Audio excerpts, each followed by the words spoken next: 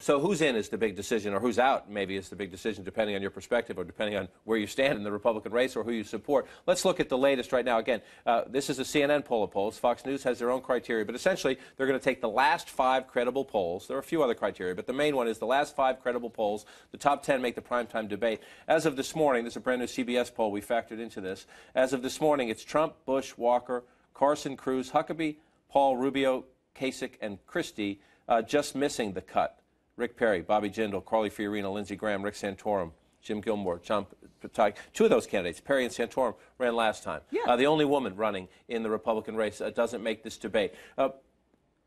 Does that, I guess if you're in the second tier, you're just hoping to slingshot out later. But who has the most to lose? Never mind who has the most to win. Who has the most to lose in the top tier? I think Trump has the most to lose in some ways because he's going to be center stage, and you've got to figure out what he's going to do. Is he going to go after people, or people going to go after him? I think people are looking to see if he's a serious candidate. So he's got to figure out how he approaches that, how he can maintain this momentum that he has, and that's been such a surprise to everyone. You know what gets me about this field is how deep it is. In addition to what you said, there's 4 ex-governors in it. And what surprises me is how deep this field is, and really some big-time names, how small they're all acting.